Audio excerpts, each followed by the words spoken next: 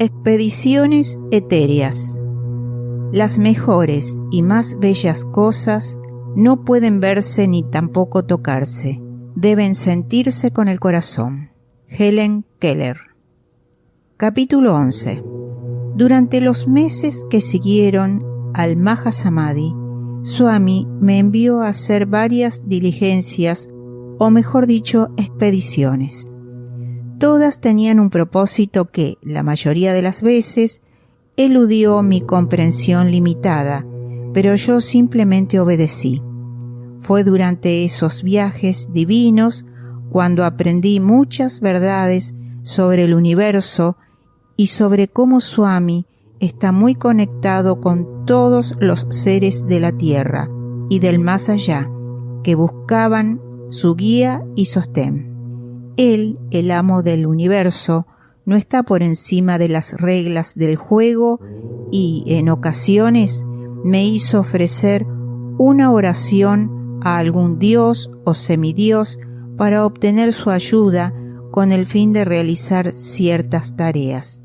Aprendí que había que seguir sin falta ciertos protocolos de respeto y así lo hice.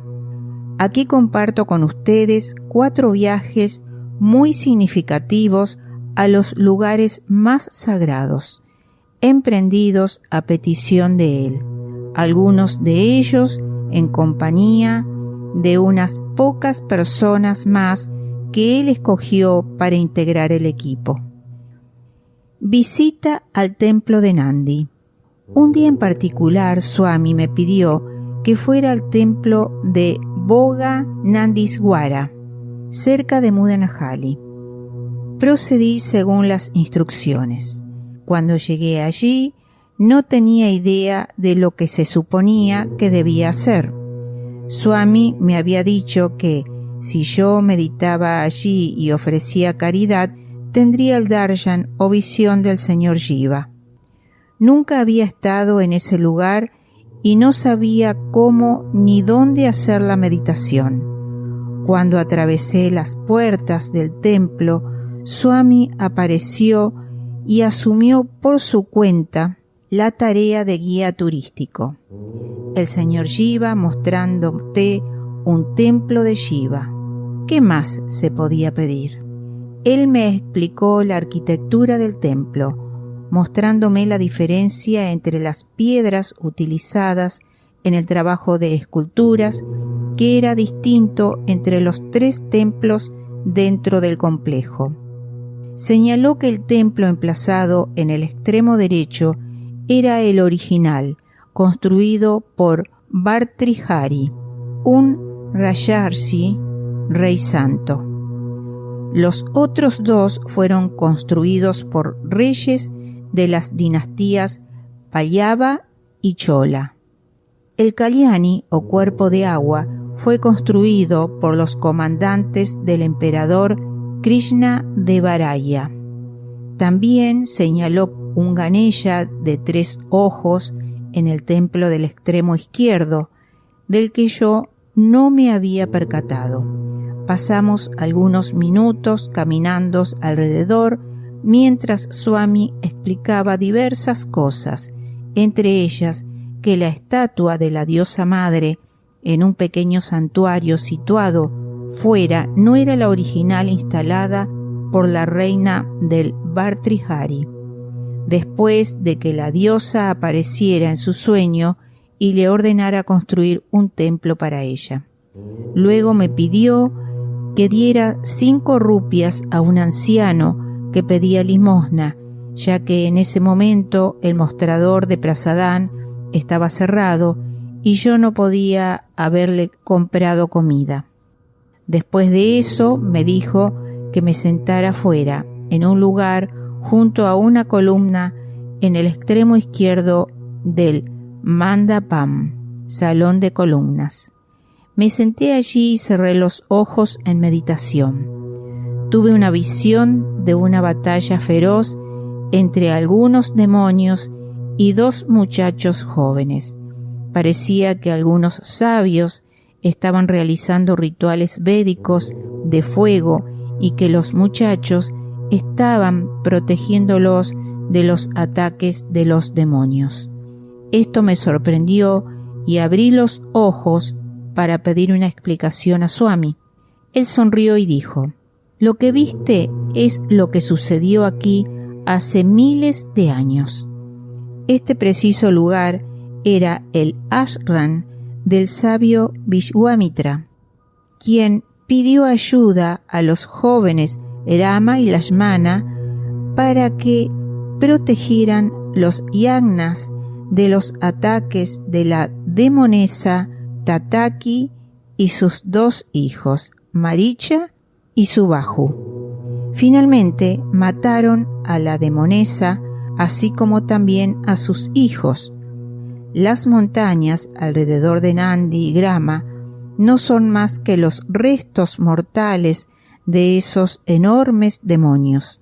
El señor Rama mismo instaló en ese lugar el primer Shiva Lingam de Spatika, cristal, aunque con el correr de los años fue reemplazado muchas veces, primero por el rey Bhartrihari y posteriormente por varios otros reyes que querían mostrar su supremacía sobre los anteriores gobernantes, agregando más cosas al templo. Me sentí gratamente sorprendido, ya que la versión de las escrituras hace pensar que este incidente de la vida del señor Rama tuvo lugar en alguna parte del norte de la India, pero Swami me reveló una versión diferente. Bueno, confío más en Sri Rama contando su propia historia que en la historia registrada, pues él me pidió que volviera a cerrar los ojos.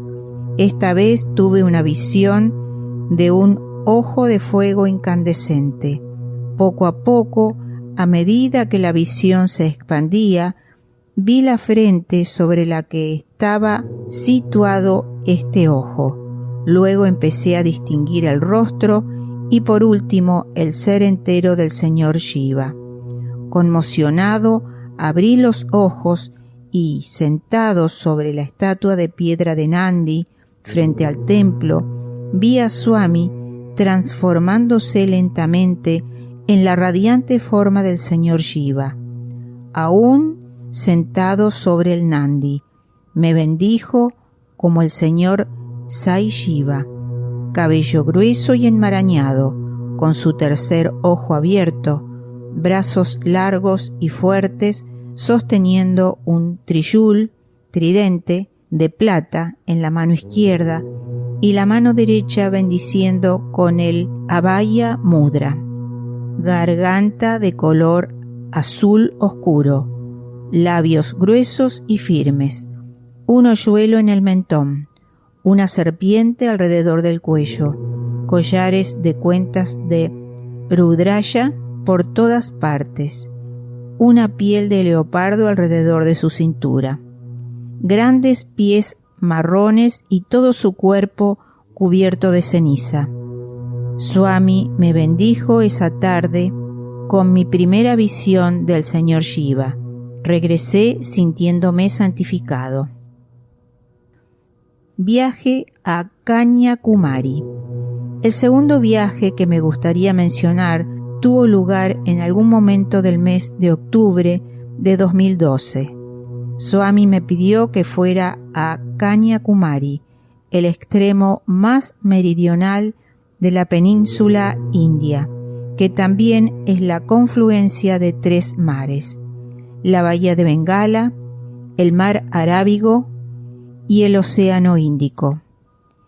En abril de 2012, él me había dicho que yo debía ir allí antes de octubre de 2012, con el propósito de ofrecer oraciones al Dios de los océanos, a través de su hija virgen, la diosa Kanyakumari, la deidad que residía en ese lugar que llevaba su nombre.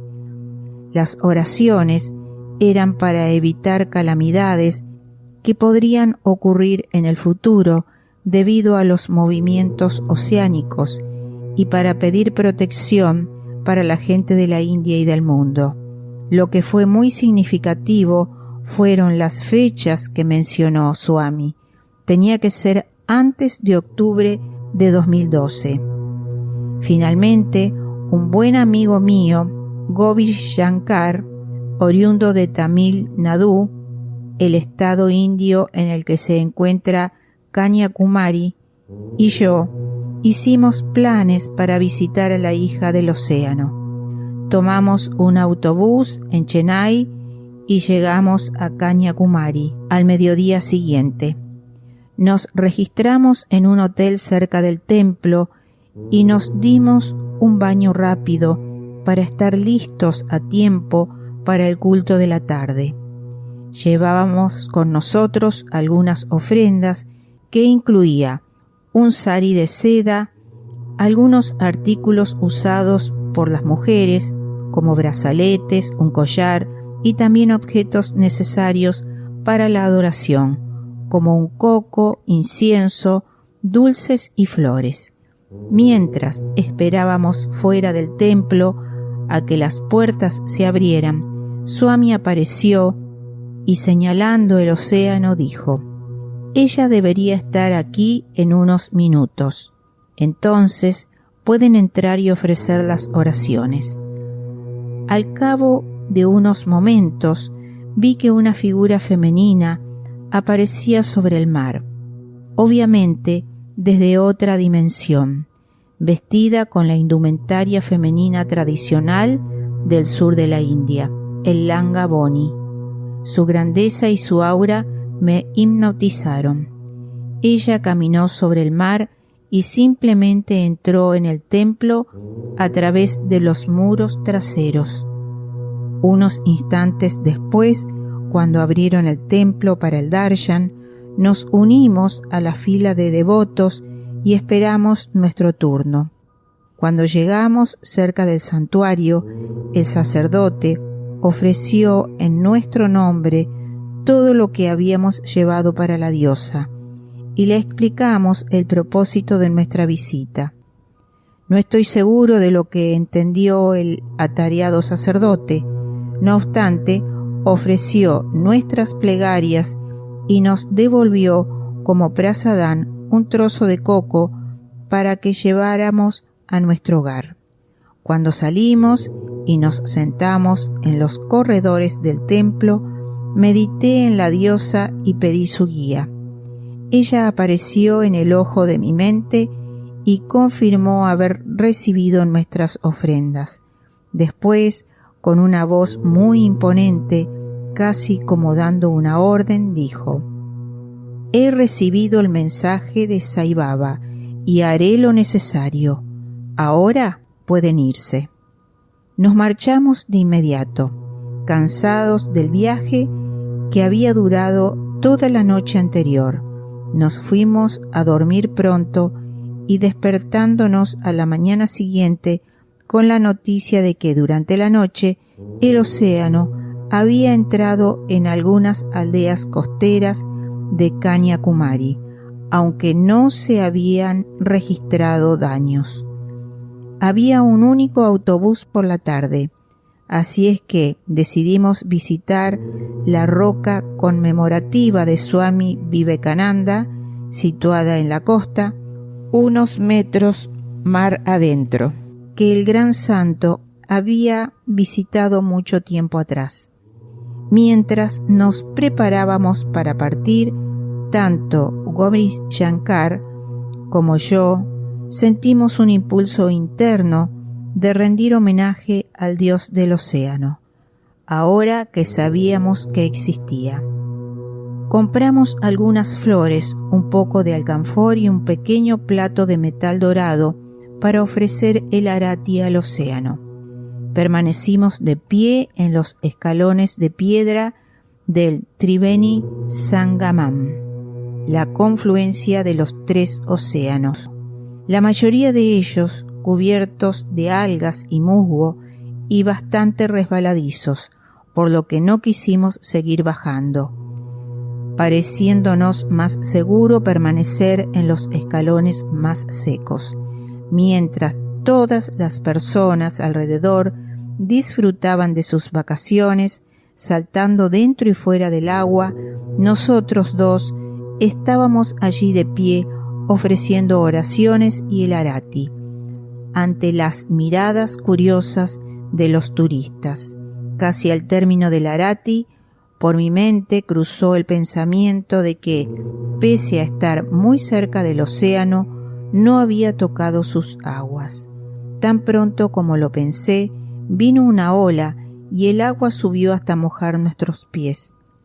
Gauri Shankar y yo nos miramos al mismo tiempo, con lágrimas de alegría, pues ambos nos sentimos bendecidos. Algo tocó mi corazón de manera muy profunda, porque la ola no solo traía el agua del océano, sino también un mensaje del Dios del océano.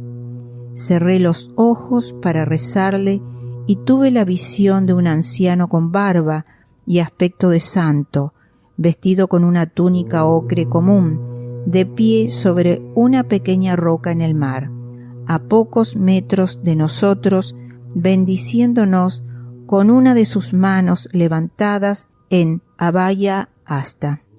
De inmediato lo reconocí como el Dios del océano, aunque era muy diferente de la descripción clásica de un poderoso anciano rey vestido con ricas túnicas de seda y adornado con joyas tachonadas de gemas.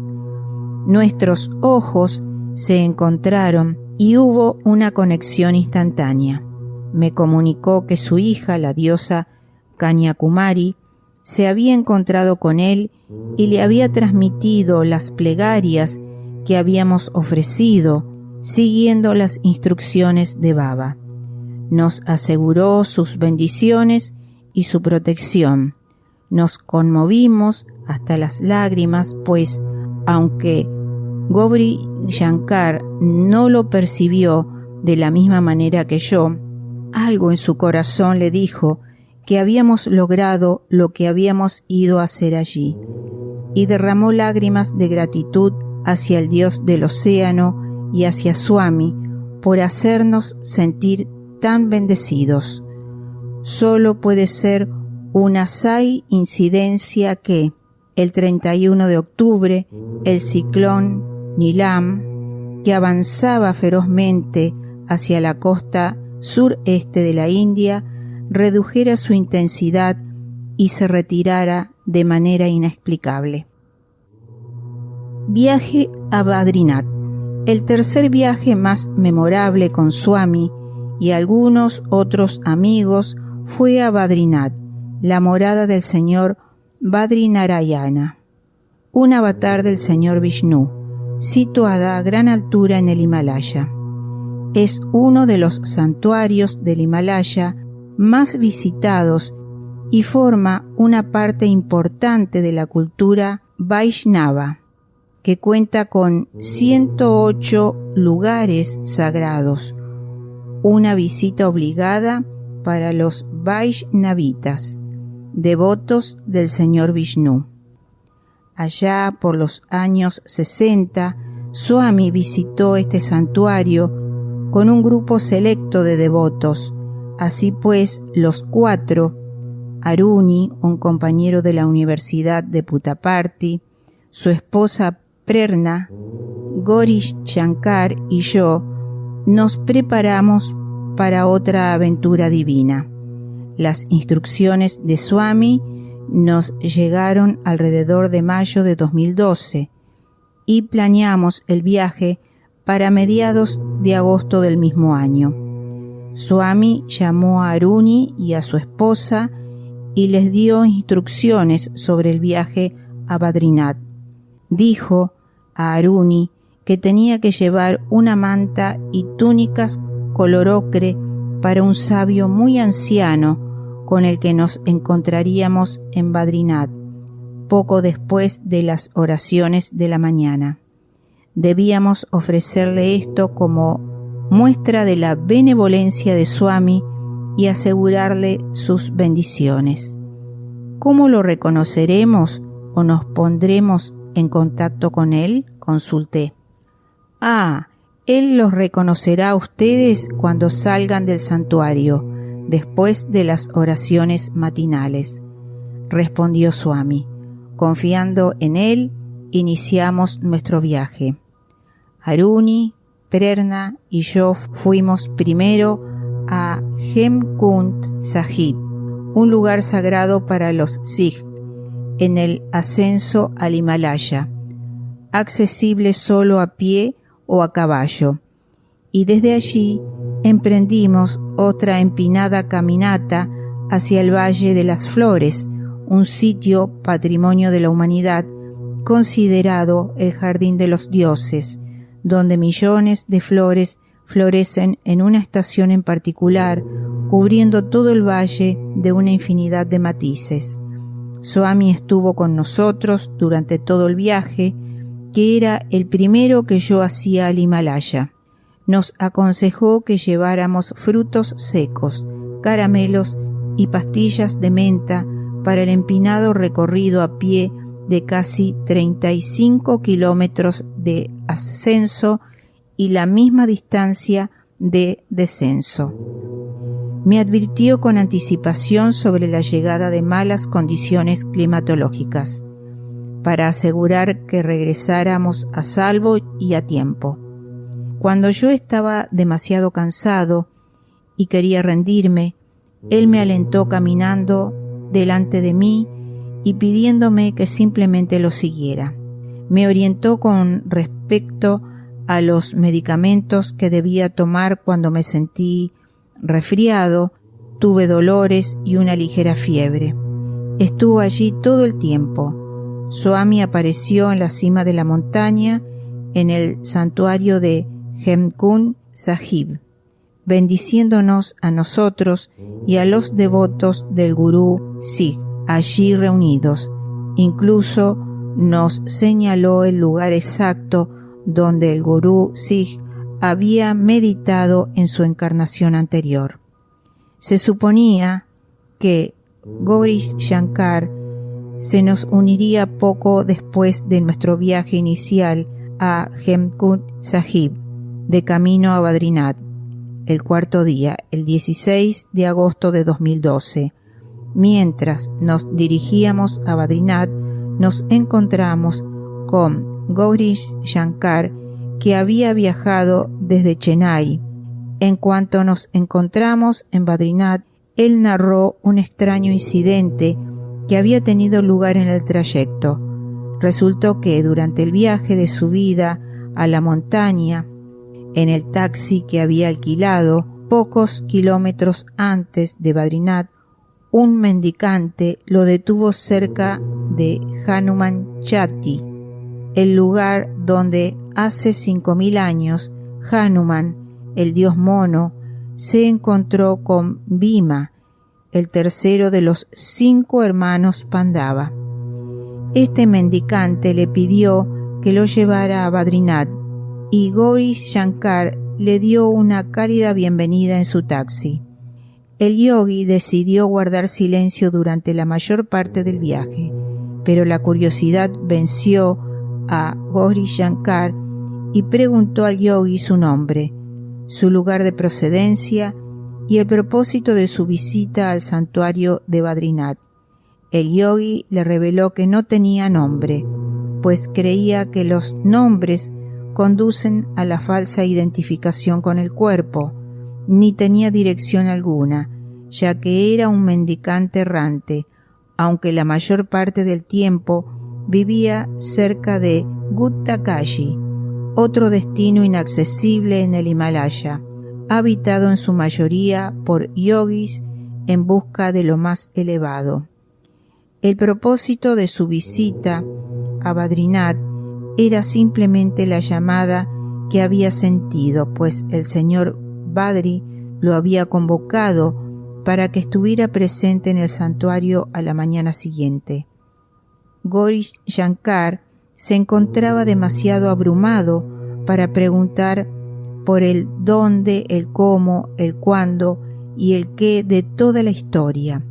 Al llegar a Badrinath, el monje sin nombre bajó del taxi, dando las gracias a Gauri Shankar por su amabilidad. Tras registrarnos en un hotel y tomar un baño, decidimos ir a dar un paseo por los alrededores del templo de Badrinath y visitar algunos de los lugares mencionados en el texto del Mahabharata, un documento histórico que se cree que data de 3000 años antes de Cristo. Caminamos hasta la localidad de Mana, el último asentamiento cercano a la frontera en las montañas. Vimos el Bhimpul, un puente de roca sobre el feroz río Sarasvati que se origina en el Brahma-Kund, y también la Ganesh Gufa y la Vyas Gufa, las cuevas del señor Ganesha y del escriba y sabio Vyasa, narrador de la historia del Mahabharata.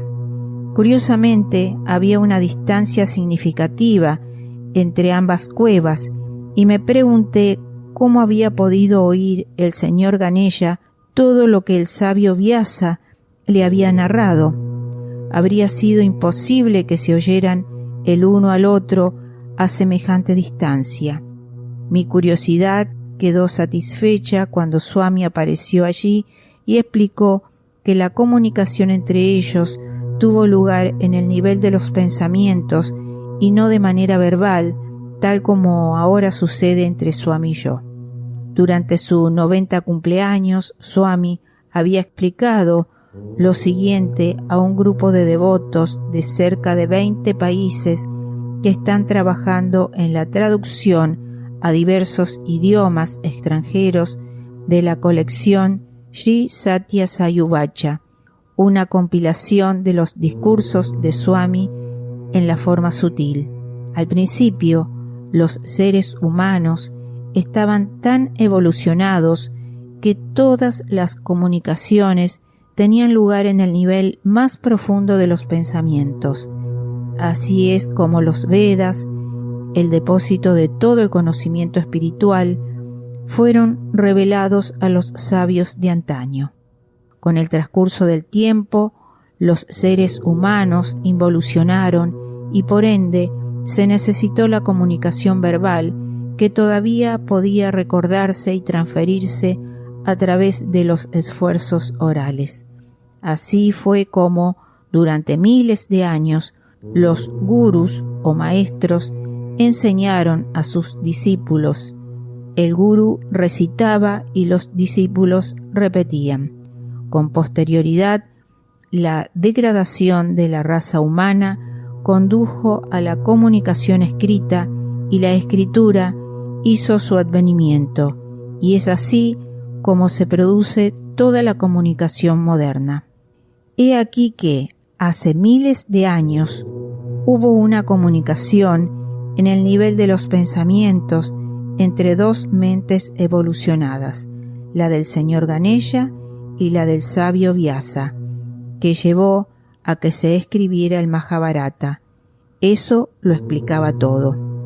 También visitamos algunos otros lugares de importancia cultural y mitológica, como el único lugar donde se ve al río Sarasvati fluyendo sobre la tierra, ya que durante el resto de su viaje corre oculto bajo ella. Asimismo, visitamos el lugar donde se cree que Draupadi, la reina de los Pandavas, abandonó su cuerpo durante el viaje final a los cielos. También bebimos una taza de té muy caliente, acompañada de bhajis picantes, un tentempié rebozado y frito, en el último puesto de té en el suelo indio. A continuación decidimos ir a echar un vistazo al santuario y a tomar un baño sagrado en el famoso manantial de aguas termales Tap Kum, conocido por sus propiedades curativas, cerca del templo. Después del sauna de agua caliente, todos nos dirigimos al templo. Swami me había dado instrucciones estrictas para que visitara el templo solo al día siguiente, pero puesto que todos los demás se dirigían allí, yo también los seguí.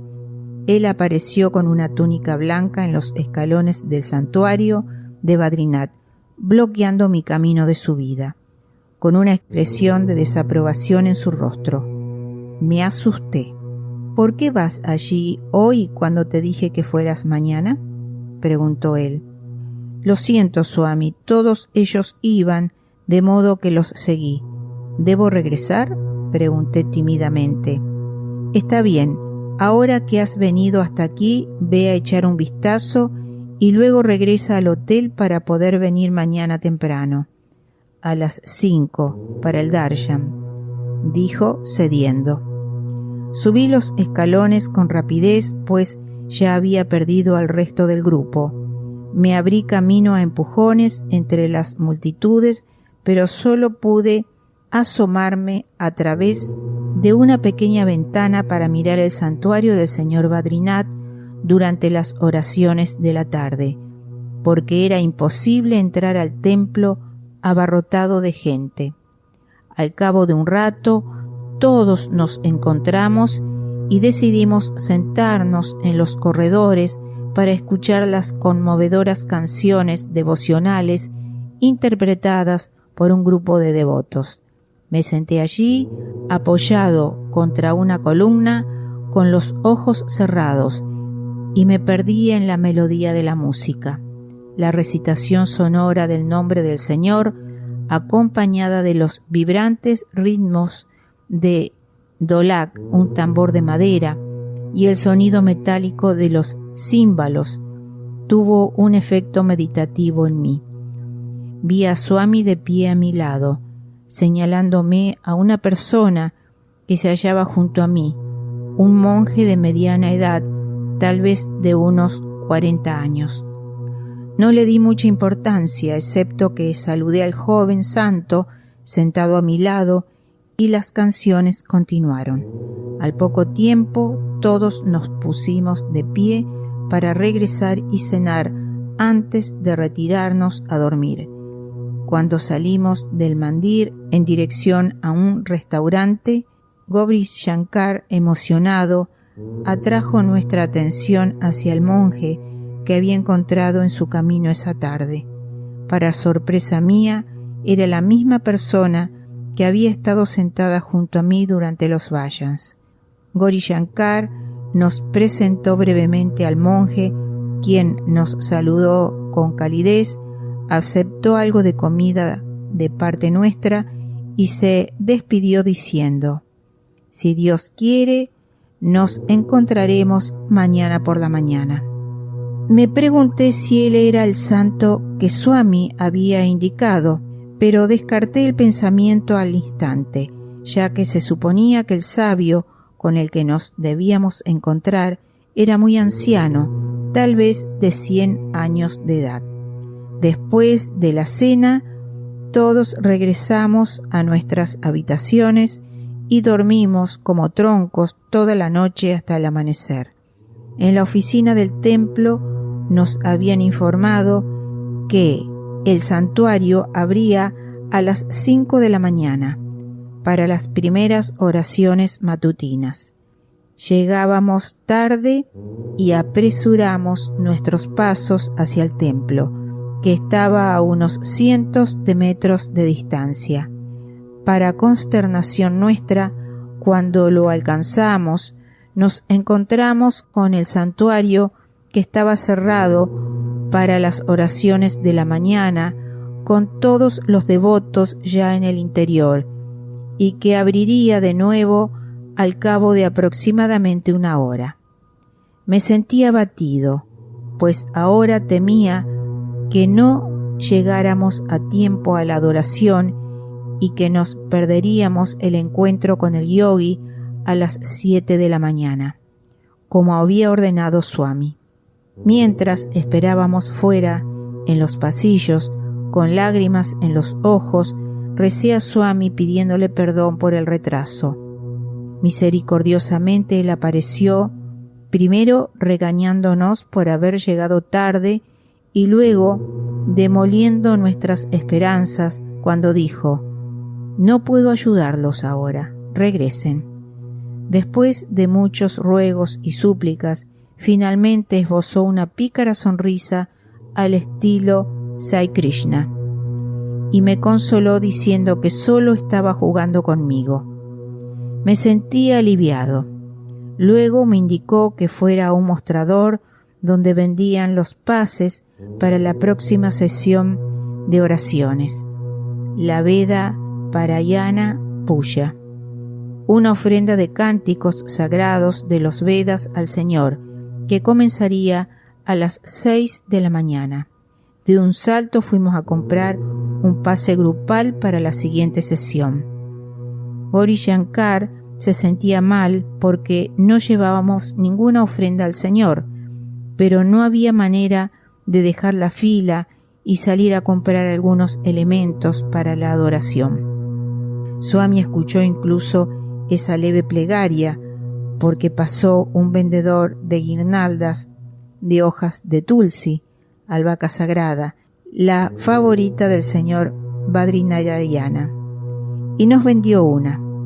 Nos sentimos satisfechos y dimos gracias a Swami por esta bendición. Pronto terminó la primera sesión de oraciones matutinas y las puertas se abrieron para dejar salir a los devotos, después de lo cual nos permitieron entrar a nosotros.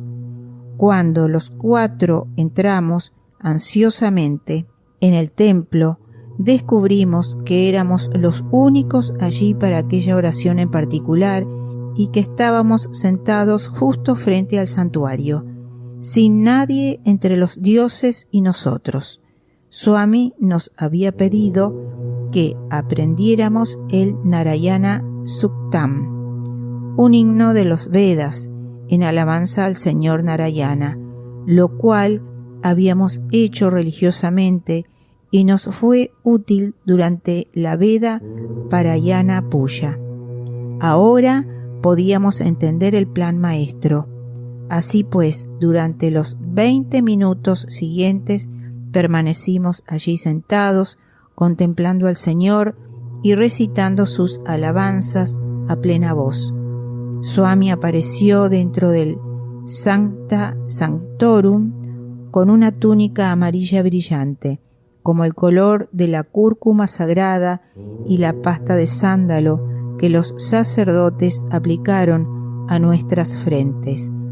De manera juguetona nos presentó a cada una de las deidades colocadas en el Darbar o asamblea del señor Badrinarayana, compuesta por Garuda, el águila celestial y vehículo del señor Vishnu, el sabio Narada, el sabio cantante y devoto del señor Vishnu, Kubera, el tesorero del señor, Narayana, una encarnación del señor Vishnu, y Udjava, el mejor amigo del señor Krishna.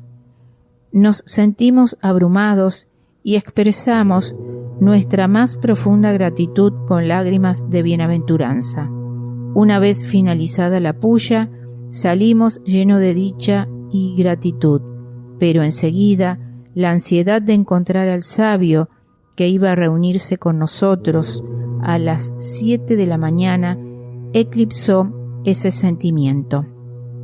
Eran las 7 menos cuarto de la mañana cuando Swami apareció de nuevo y nos dijo que esperáramos en una zona en particular del corredor. Señalando un rincón, nos comunicó que el sabio llegaría allí a las 7 de la mañana. Conteniendo el aliento, esperábamos a que se produjera el encuentro. En tanto, decidí meditar en la gloria del Señor de las montañas, hasta que Prerna me interrumpió y atrajo mi atención hacia ese rincón específico, donde un monje llegó y tomó asiento justo antes de las 7 en punto de la mañana. Cuando me giré para echar un vistazo, he aquí que era el mismo joven monje que Gauri Shankar había encontrado en su camino y que Swami había señalado la noche anterior. La voz de Swami resonó en mi cabeza. Ve a encontrarte con él. Se llama Adhileshwarananda, transmítele mis bendiciones. Me puse de pie, me dirigí hacia él y le pedí una audiencia.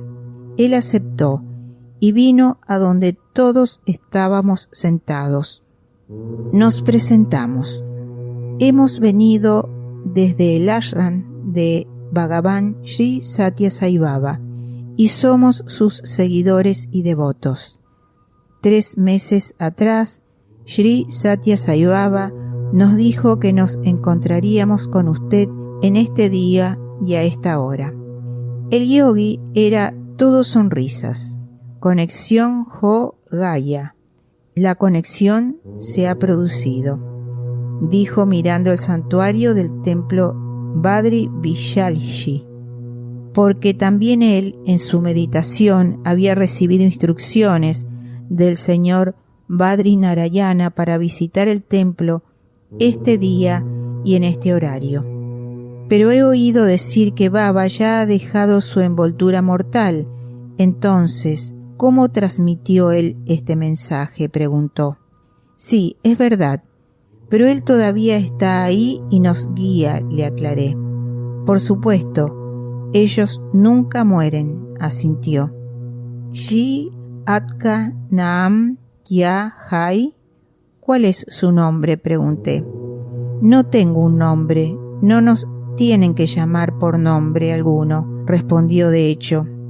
Baba me dijo que su nombre es Adhileshwarananda, le comuniqué. Su rostro se iluminó con una amplia sonrisa.